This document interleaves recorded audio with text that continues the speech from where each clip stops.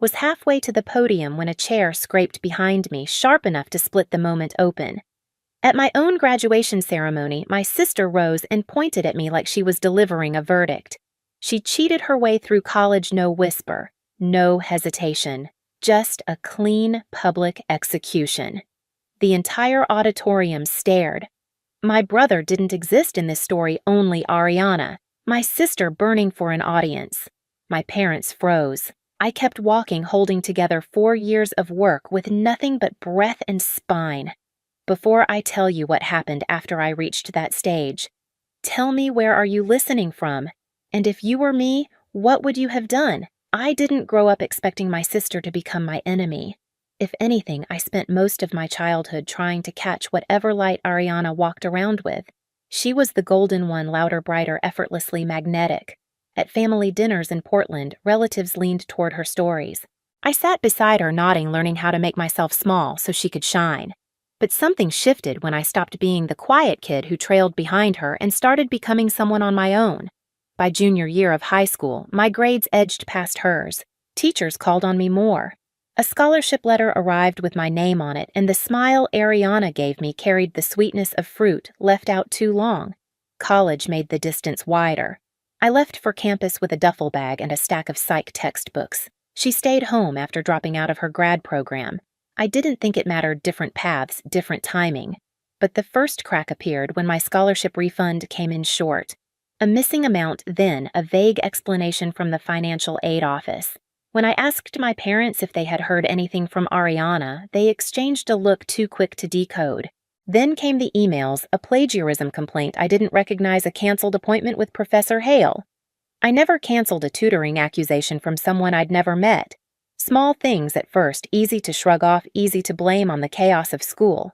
But they built on each other, subtle weight after subtle weight pressing down on my reputation until I could feel people watching me in hallways with the hesitation of someone approaching a cracked mirror. Lena, my roommate, noticed it before I said a word. "You're checking your phone like you're waiting for something bad," she whispered one night in our studio. I didn't know how to explain that I wasn't waiting for bad news, I was waiting for a pattern. The truth is, I kept hoping it wasn't Ariana, that my sister, the girl who used to braid my hair before school, couldn't possibly be behind all of it. But hope has a way of blinding you right before the final blow. I just didn't know that blow would land on the one day she knew I couldn't defend myself. The months leading up to graduation felt like living inside a room where someone kept dimming the lights, not enough to plunge me into darkness, just enough to make me question what I was seeing. Every time I thought the worst was behind me, something new slipped under the door. It started with a second adjustment to my scholarship payments. Then, a notice about a missing form I'd already submitted. Then, my campus account locked me out for repeated suspicious activity. I stared at the login screen in my dorm pulse climbing as if the system itself was telling me I didn't fully belong anymore. Professor Hale called me in next. "A complaint came through," he said, carefully folding his hands. "Someone claims you plagiarized parts of your behavioral analysis report." My stomach dropped. That report had taken me weeks, late nights, cold leftovers, endless corrections. I opened my mouth to defend myself, but he raised a hand. "I don't believe it. I'm telling you so you can prepare." "Prepare? For what?" A war I didn't start. Whispers followed me out of his office. Evan, a classmate from freshman year, gave me a strange, assessing look in the hallway. A girl in my lab group avoided eye contact. Even Lena, who trusted me by instinct, said, "You don't think someone's targeting you, right?" "I don't know," I answered. But I did know. I just didn't want to say it out loud. The turning point came the night I found a message in my inbox, an email apparently sent by me to a faculty assistant canceling a meeting I'd been counting on for my capstone review.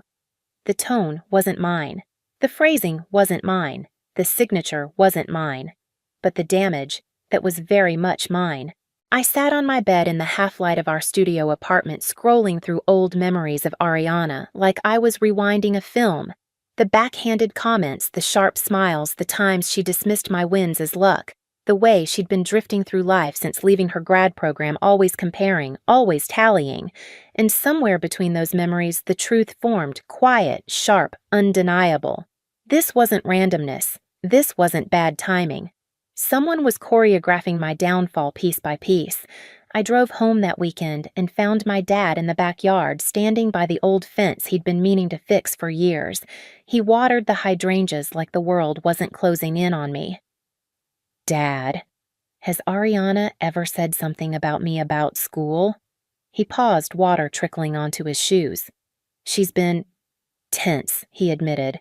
"Said you get everything handed to you." I told her that wasn't fair, but the rest didn't matter. The fracture was already there. When I returned to campus, I made my decision. No more guessing. No more hoping I was wrong. I reached out to a tech investigator named Noah Vance, the one friend of a friend said could find ghosts in a machine. And within days, the ghosts had names, timestamps, locations, and one of them was Ariana's. That was the moment the quiet dread inside me turned into resolve. Noah didn't speak much the first time we met. He just listened, really listened while I laid out every strange payment, every canceled appointment, every whisper that clung to me like smoke. When I finished, he tapped the edge of his laptop and said, "If someone's been in your accounts, they left footprints. People always do." 3 days later, he called me back to his shared workspace downtown. The place buzzed with low conversations and the hum of old vents. But on Noah's screen, everything was razor sharp. "These are your login logs," he said, pointing. "Except here, here, and here, those aren't yours." The access came from another device on a home network in Portland. My chest tightened. I didn't want him to say it. He said it anyway, the same network where your parents live. Something in me curled inward like my ribs were trying to shield my heart. He wasn't accusing them, not directly. But there was only one person in that house who'd ever memorized my passwords, my security questions, my habits. Ariana. Noah scrolled again. "There's more. The payments missing from your scholarship refund. Someone rerouted them. Twice." He opened another window showing a list of transactions tagged under my campus account, and these tutoring accusations. "They were sent using a mirrored email, one character off from yours. That's intentional." My throat went dry. Intentional. The word felt surgical. I left the workspace shaking phone buzzing in my pocket. Lena texted, "You okay? You've been quiet." I couldn't respond. Not yet. I needed airspace, something steady to hold on to. Instead, I drove straight to my parents' house, sat in the driveway, and stared at the porch light flickering under the early summer sky. Dad found me there 20 minutes later. "Jolie." "What's going on?" I didn't tell him everything. "Just enough." "That scholarship money that went missing? The plagiarism complaint. Someone's been in my accounts messing with my life." He swallowed hard. "Are you saying I don't know what I'm saying?" I lied. "Not until I have proof. Because the truth would break him. He still believed Ariana was complicated, not cruel. Wounded, not dangerous. He didn't see what she was doing to me because I'd spent years covering it with a smile. But I wasn't covering anything anymore. Back on campus that night, I pulled every file, every screenshot, every odd detail Noah had confirmed. If Ariana wanted to tear down the life I built, I would protect it with everything I had left. I contacted attorney Mira Reyes the next morning. She reviewed what I brought and asked only one question. "When do you want this to stop?" "When it's no longer just me she can hurt," I said. That was when the shift happened, quiet, but absolute. I wasn't reacting anymore. I was preparing. Graduation was 2 weeks away. I tucked the evidence into a sealed envelope labeled and ready. And for the first time in months, I felt something other than fear. I felt direction. 2 weeks passed like I was living in 2 timelines at once. In one, I was a normal graduating student returning my dorm key, finishing finals, trying on my cap and gown in front of the mirror. In the other, I was preparing for a quiet war. A war Ariana didn't know she'd already lost. The night before graduation, I barely slept. The sky outside my studio was a deep, cloudless blue, the kind that made the world feel paused. I laid out everything, the sealed envelope of evidence, the printed logs Noah had verified, the statement Mira helped me prepare, and my capstone summary. My hands didn't shake, not anymore. They had the steadiness of someone finally stepping out of survival mode. At sunrise, I slipped the envelope into the inner lining of my gown and walked out the door. The university auditorium in Portland was already buzzing by the time I arrived. Students hugged each other, parents fanned themselves with programs, faculty lined up in regalia. Everything looked normal, festive, hopeful, and underneath it all, a slow pulse of dread tapped in my chest. Not fear of Ariana, fear of what she would force me to reveal. When my family arrived, I saw it instantly. Ariana wasn't dressed like someone attending a graduation. She was dressed like someone hosting the event, white blazer, dramatic makeup posture, too rehearsed. She scanned the room, eyes darting hungry for attention she hadn't yet earned. Mom waved at me first, too brightly. Dad hugged me tight, lingering in a way that told me he sensed something was coming. Ariana stood behind them, arms folded. "Congrats," she said smoothly. "Big day." "Yeah," I replied, keeping my voice even. "Huge." Her smile flickered sharp, quick, predatory. And for a brief second I saw the plan in her eyes. She didn't come to celebrate, she came to strike. I took my seat on the stage with the honors students. From up there, the crowd looked like a single breathing organism. The lights warmed my face, and a strange calm settled in my bones. Dean Matthews met my eye from his seat. We'd spoken the night before. He knew everything. He gave the slightest nod. The ceremony began, speeches, applause music swelling and dipping. My name was alphabetically toward the end, which meant Ariana had a wide-open stage of time to decide how she'd ruin the day. And she took it. I heard the scrape first, her chair snapping backward, then her voice. She cheated her way through college. The sound ripped through the auditorium like fabric tearing. Conversations stopped mid-sentence. Faculty froze. Phones lifted instantly, bright rectangles capturing the spectacle she wanted so desperately. "She doesn't deserve that diploma," Ariana shouted again, louder this time, pointing directly at me. She lied. She manipulated the system. Ask anyone. Dozens of faces rotated toward me, their expressions shifting from joy to shock to something more complicated: concern, confusion, curiosity. A sea of eyes all asking the same question. Is it true? I stood. Every step down the aisle felt deliberate, measured the click of my heels, a kind of countdown. I didn't look at Ariana. Not because I feared what she'd say next, but because I already knew everything she was about to lose. Students shifted to let me through. Some whispered, some stared openly. A few looked away entirely as if my humiliation might be contagious, but humiliation wasn't what lived in me anymore. It was purpose. The dean waited at the podium with a steady expression, his hands resting lightly on the stack of diplomas. When I reached him, the room was still pulsing with Ariana's accusations, but his voice when he spoke was calm. "Jolie Hart," he said. I accepted my diploma, lifted my chin, and leaned in just an inch. "It's under my seat," I whispered. Envelope marked A19. He didn't flinch. He didn't ask for clarification. He simply smiled, small-knowing, and nodded. That nod was the quiet beginning of the end. Behind us, security moved discreetly. A faculty member approached the row where Ariana still stood, chest-heaving makeup, cracking under the heat of her performance. She didn't realize the room was no longer hers. Not after the dean's nod. Not after the evidence waiting beneath my chair. As I walked off the stage, the energy shifted. The whispers changed. A woman in the second row lowered her phone, frowning not at me, but at Ariana. A professor shook his head. A reporter for the local paper leaned forward, scribbling.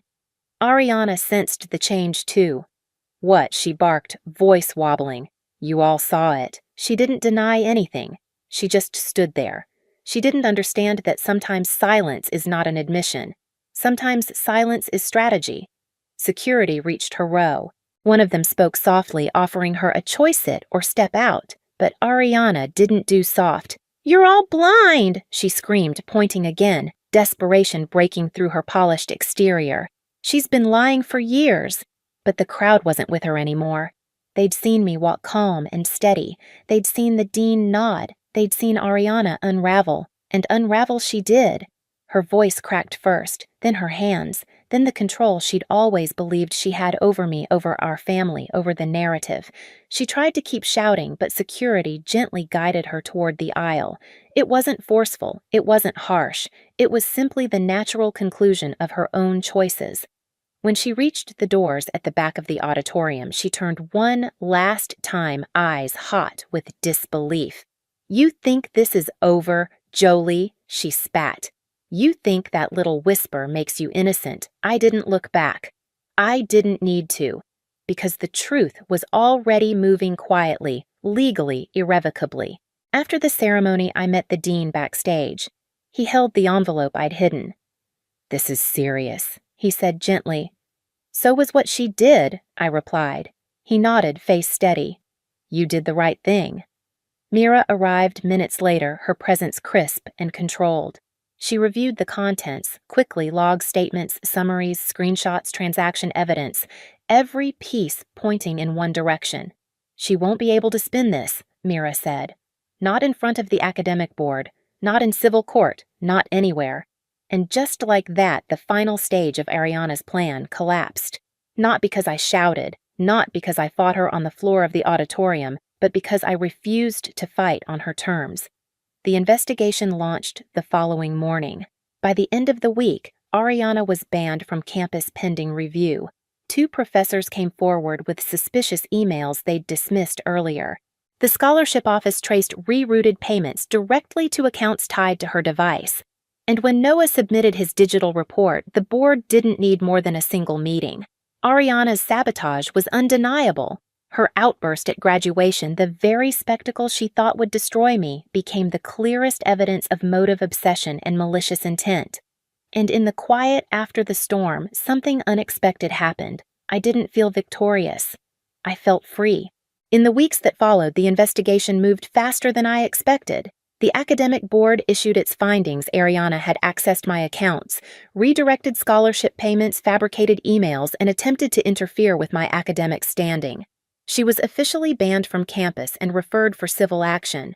When Mira filed the restitution claim, the evidence was so clean the negotiations barely lasted an hour. My parents didn't take it well, shock denial, then quiet acceptance when the paperwork left no room for imagination. Dad called one evening, voice heavy. "I should have seen it," he whispered. I didn't blame him. Ariana had always known how to hide in the spaces where love blurred into assumption. I moved to a small apartment in Corvallis soon after. Nothing fancy, but sunlight poured through the windows every morning. I bought a second-hand table, adopted a cat who immediately took ownership of every chair and let my life become simple again. For the first time in years, my days weren't shaped by fear or second-guessing. I studied, I walked, I breathed. And little by little, the space Ariana once filled with chaos became something gentler room to rebuild myself on my own terms. If there's one thing I learned, it's that telling the truth isn't about winning, it's about finally stepping out of the shadows someone else built for you. Ariana's choices shaped my pain, but they don't shape my future. I built that myself piece by piece with proof, patience, and a refusal to shrink any longer. If you've ever had to stand up to someone who should have protected you, you're not alone. Share your story in the comments. I read them. And if you want more stories like this, hit subscribe so you don't miss the next one. So,